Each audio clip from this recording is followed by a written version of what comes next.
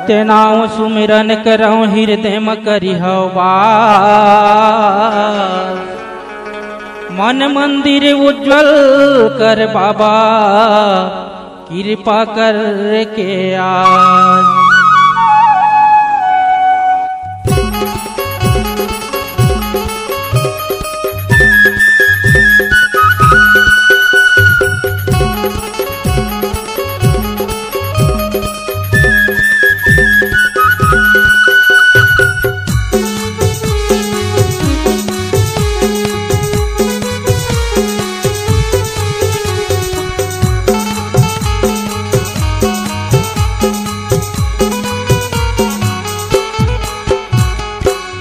अमर टापू हसत के धाम बन गए बाबा, अमर टापू हसत के धाम बन गए हो।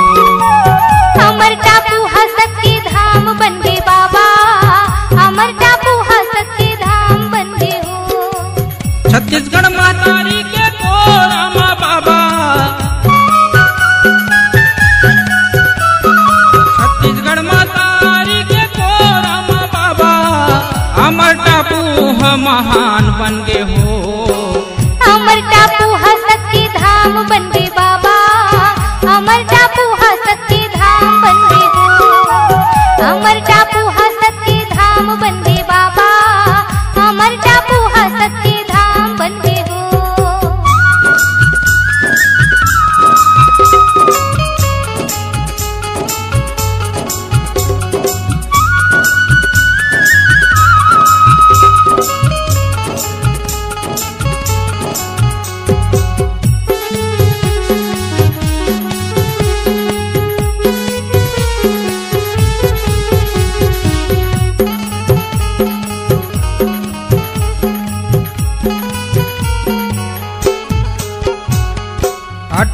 दिसंबर के मेला भरा थे, दुनिया भर के नर नारी दर्शन करे जाते, दुनिया भर के नर नारी दर्शन करे जाते।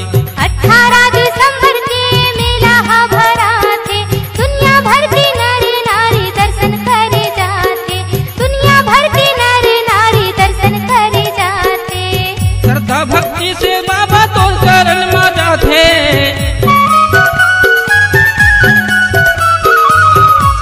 भक्ति से बाबा तो शरण में जाते, बिगड़े सब धन के काम बन गए हो। अमर टापू हसत के धाम बन गए बाबा, अमर टापू हसत के धाम बन गए हो। अमर टापू हसत के धाम बन गए बाबा, अमर टापू हसत के धाम बन गए हो।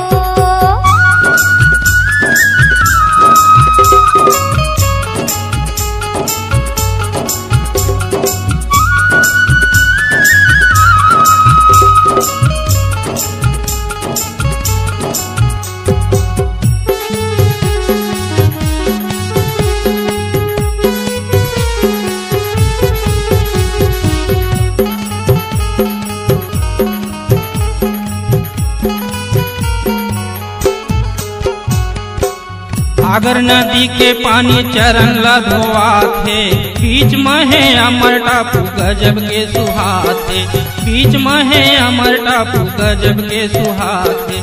सागर नदी के पानी चरण ला धोआ थे, बीच में है अमर टापू गजब के सुहाते, बीच में है अमर टापू गजब के सुहाते। खनिया मरैया तोरे चावर ला डोलावे, खनिया मरैया तोरे चावर ला डोलावे, चिरै चुरगुन तोरे नाम रटे हो। अमर टापू हसत के धाम बन गए बाबा, अमर टापू हसत के धाम बन गए हो। अमर टापू हसत के धाम बन गए बाबा, अमर टापू हसत के धाम बन गए हो।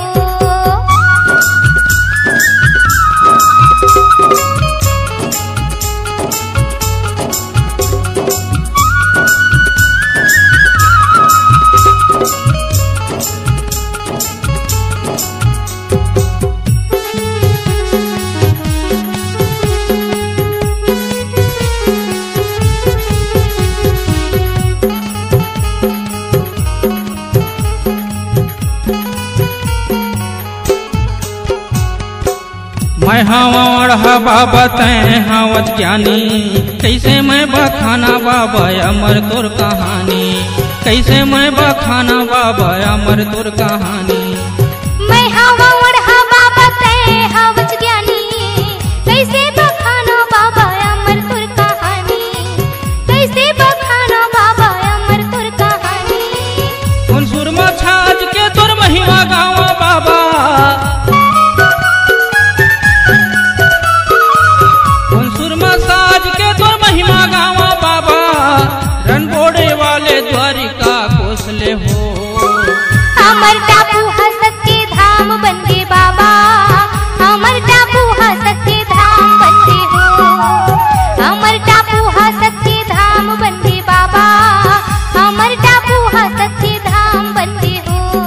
छत्तीसगढ़ महतारी के कोरम बाबा, छत्तीसगढ़ महतारी के कोरम बाबा, अमर टापू हम महान बन गए हो। अमर टापू हसत के धाम बन गए बाबा, अमर टापू हसत के धाम बन गए हो। अमर टापू हसत के धाम बन गए बाबा, अमर टापू हसत के धाम बन गए हो। अमर टापू हसत के धाम बन गए बाबा, अमर टापू हसत के धाम बन गए हो। अमर टापू हसत के धाम बन गए बाबा, अमर टापू हसत के धाम